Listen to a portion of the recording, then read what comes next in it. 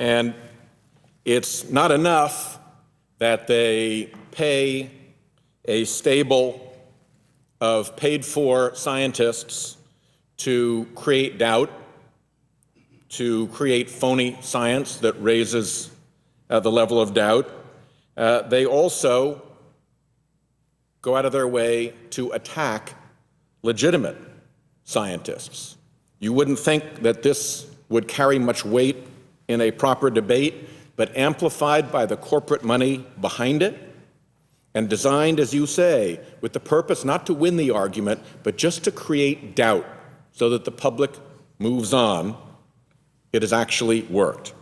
One example of this attack on lifetime scientists has been the phony so-called Climategate scandal, which was an effort to derail international climate science and climate negotiations. Climategate. Sometimes you and I refer to it as Climategate gate, in fact, because the real scandal here wasn't what happened with the scientists. The real scandal was the phony attack on the scientists. I thank my colleague for bringing this up. Let's talk about that. After this is a leak of thousands of emails from scientists at the University of East Anglia's Climate Research Unit back in 2009, and this was done right before the Copenhagen conference, right? Is that? I believe that's correct. Yeah. Okay, and the conservative media, and remember, this doubt is then amplified in the conservative echo chamber, talk radio, etc. You know what it is, the Wall Street Journal editorial page, Fox News, etc. And the conservative media just pounds, taking quotes out of context to sensationalize this scandal. Now, most of the attacks are directed at an email by Phil Jones, a climate scientist working with the East Anglia's Climatic Research Unit, in which he, in this email, is referred to using, quote, Mike's nature's trick of adding in the real temps to each series for the last 20 years to hide the decline. Mike's nature's trick of adding in the real temps to each series for the last 20 years to hide the decline. Now, that sounds very bad. Trick, hide the decline. And that went viral in the conservative media as evidence that the scientific consensus on climate change was a giant hoax. We even had a member of this body say that the science behind this consensus, quote, is the same science that through Climategate has been totally rebuffed and no longer legitimate, either in reality or in the eyes of the American people and the people around the world. But it turns out that the trick being referred to in the email is actually just a technique to use the most accurate data available. Pre-1960, temperature data would include measurements from thermometers, tree rings, and other so-called temperature proxies. Post-1960, this is the trick, they excluded tree ring data from some specific kinds of trees that were widely recognized by the scientific community to be unreliable after 1960. So the decline that he refers to in this isn't a decline in global temperatures, as the deniers claim. In fact, since 1960, we've had pretty good measurement of temperature around the world with things like thermometers. But they knew this tree ring gave an apparent decline in temperature as measured by these specific kinds of trees that were known to be inaccurate compared to all the sensors we have for measuring. And there are thousands and thousands and thousands and thousands and thousands and thousands of measurements of the temperature around the Earth every minute, every day. So this was the trick. A technique to use the most accurate data available of global temperatures from things again, called thermometers. And one that excluded Dadley, widely known to the scientific community to be inaccurate. That is what the trick was, that's all. That's what Phil Jones was referring to in his email. Ironically, he was just trying to be precise. It provoked considerable review afterwards because of the alarmist claims that were made in this phony attack on the climate science. And a number of pretty respectable organizations took a look at this. One was the university itself. And the university itself reached the conclusion on the specific allegations made against the behavior of CRU scientists, we find that their rigor and honesty as scientists are not in doubt. In addition, we do not find that their behavior has prejudiced the balance of advice given to policymakers. In particular, we did not find any evidence of behavior that might undermine the conclusions of the IPCC assessments. That was the university review. Not enough, the National Science Foundation also looked at this. City could be biased. Well, that's why we go on to the National Science Foundation, Okay. which found no direct evidence of research misconduct and therefore said, we are closing this investigation with no further action. And Parliament looked into it as well, because the university was in Great Britain. And the House of Commons did an investigation. The House of Commons investigation concluded that the challenged actions by Professor Jones and others, quote, were in line with common practice in the climate science community.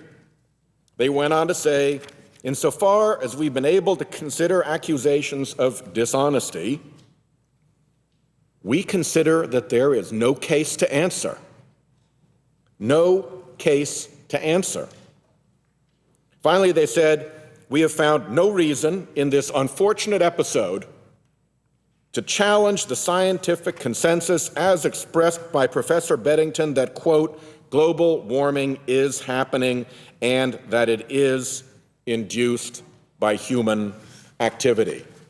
So the studies that looked at whether the climate science was phony or whether the Climategate scandal was phony have all come down supporting the science and pointing out that Climategate should properly be known as Climategate Gate, because it was the scandal that was phony. Now, let's make a distinction here between people who are climate skeptics and people who are climate deniers. This is kind of an important distinction. There's nothing wrong with skepticism. In fact, we love skeptics. Skeptics, scientists, are by nature skeptical. If you have a new idea, you need to prove it conclusively, that you're right, before 97% of scientists will believe you. This is why that's already happened for an overwhelming majority of climate scientists who have concluded, again, that global warming is happening and that it is caused by mankind. But there are a small number of them who still have questions. On the other hand, a climate denier is someone who won't be convinced no matter how overwhelming the evidence is. And as I pointed out, a lot of these deniers are being paid by polluters to say what they want. Now, shortly after Climategate, or Climategate, a physicist at the University of California, Berkeley, Richard Muller, who was skeptical of the prevailing views on climate science, decided to test the temperature record.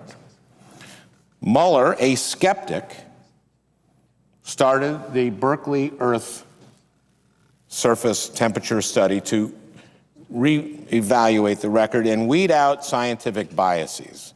And this was gold to climate deniers. In fact, among the funders for the Mueller study was the Charles Koch Foundation. But things didn't really work out the way that the deniers had hoped. In late March, Dr. Mueller testified before the House Science and Technology Committee with his initial findings on temperature increases since the late 1950s. This is what he said: "Our result is very similar to that reported by the prior groups, a rise of about 0.7 degrees Celsius since 1957. This agreement with the prior analysis surprised us because they were skeptics. Mueller's team basically recreated the blade of the so-called hockey stick graph, or the temperature graph, that had come under attack in Climategate. Now, this graph here, this shows Mueller's estimates against the previous estimates. Okay? Now, then Mueller's is Berkeley is black, and you'll see it's just identical, pretty much.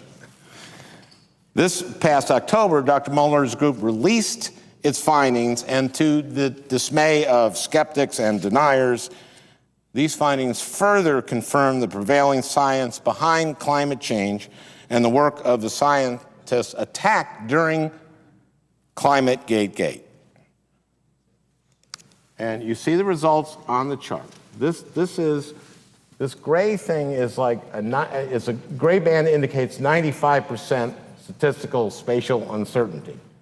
But it's really exactly, and his line is the black line, it's exactly what the other scientists measured. The summary of the findings begins by saying bluntly, global warming is real. And goes on to say, our biggest surprise was that the new results agreed so closely with the warming values published previously by other teams in the US and UK, including East Anglia. This confirms that these studies were done carefully and that potential biases identified by climate change skeptics did not seriously affect their conclusions. So even though these claims that the consensus on global warming is a hoax have been refuted so convincingly by a skeptic, no less, funded by Charles Koch, no less, some of the deniers keep repeating them. The science is settled, and Climategate, or Climategate was just a big distraction. So now let's move on and figure out how we're going to attack the challenge of climate change. The challenge of climate change being extremely real. One of the things that is so frustrating about this campaign of phony manufactured doubt is that in real life, we are seeing the predictions of climate science come true around us. Climate scientists predicted that the atmosphere would warm, and the atmosphere is warming. Climate scientists predict that the ocean would absorb heat, and sure enough, the ocean has absorbed heat and ocean waters are warming. Climate scientists predicted that the ocean would absorb CO2, and that would lower the pH level of our ocean waters. The ocean is now more acidic than it has been in 2 million years, threatening coral reefs, shellfish, and the tiny creatures like plankton that make up the base of the entire oceanic food chain. Climate scientists predicted glaciers and Arctic sea ice would melt, and sure enough, we're seeing record melting. You just saw that notorious left-wing publication, USA Today, federal report, Arctic much worse since 2006. Federal officials say the Arctic region has changed dramatically in the past 5 years for the worse. It's melting at a near record pace, and it's darkening and absorbing too much of the sun's heat. Climate scientists predicted ecosystem shifts, and we are seeing ecosystem shifts, whether it's million-plus acre forests in the American West, dead to the bark beetle, gone from being green and healthy forests to just mile after mile of brown and dead trees. Why the bark beetle is doing this? What's happening? How that relates to climate change? The bark beetle relates to climate change because what was keeping those trees free from the bark beetle was cold winters that killed off the bark beetle larvae. As temperatures have warmed, the larvae live through the winters and they attack the trees. So trees that were protected by cold winters are no longer protected, and there are literally millions of acres of forest lost in the West. On a smaller scale, but more important to me in my home state of Rhode Island, the preeminent fish that was taken out of Narragansett Bay was called the winter flounder. My wife wrote her PhD thesis about the winter flounder. It was a very significant cash crop for our fishermen. It is now virtually gone because the mean winter water temperature of Narragansett Bay is up nearly 4 degrees. Scientists also predicted that we would be loading the dice for extreme weather with climate change. And we are seeing an unusual amount of extreme weather. The disasters, the number of billion-dollar disasters has hit a record. A recent press clip noted, I quote, "With an almost biblical onslaught of twisters, floods, snow, drought, heat, and wildfire, the U.S. in 2011 has seen more weather catastrophes that caused at least $1 billion in damage than it did in all of the 1980s, even after the dollar figures from back then are adjusted for inflation." Serious, grown-up corporate entities like the biggest insurance companies in the world are noticing this and are concerned. Munich Reinsurance has written the following: "The high number of weather-related natural catastrophes and record temperatures, both globally and in different regions of the world, provide further indications of advancing climate change." Throughout the corporate world, you are seeing this. Here's a list of companies who've gone public with the need for us to do something about climate change. American Electric, Bank of America, Chrysler, Cisco, DuPont, Duke Energy, eBay, Toyota, Timberland, Starbucks, Google, GM, General Electric, Ford, Siemens, PepsiCo, Nike, Michelin, John Deere. I'm picking them somewhat at random, but these aren't fringe organizations. These are the core of the American business community, and they recognize what is going on. I want to single out one company, which is Coca-Cola. I was going to bring to the floor the new can of Coca-Cola as an exhibit to demonstrate that this major international corporation, this huge American success story based in Atlanta, has taken probably the most iconic product in America, the Coke can, and has redesigned it to reflect what the climate change is doing in the Arctic and to polar bears. Unfortunately, my Coke can was confiscated by the cloakroom staff because I'm not allowed to bring exhibits on the floor unless they're this. I should have snuck it out here, but that's why I don't have it. But Coca-Cola is a serious American business, and here's what they say: "The consensus on climate science is increasingly unequivocal. Global climate change is happening, and man-made greenhouse gas emissions are a crucial factor. The implications of climate change for our planet are profound and wide-ranging, with expected impacts on biodiversity, water resources, public health, and agriculture." So you put against that the core of the business community, iconic companies like Coca-Cola, putting their very label behind the need to address climate change, and you put against that the phony baloney paid for scientists that are creating this doubt, and it is time to close this episode.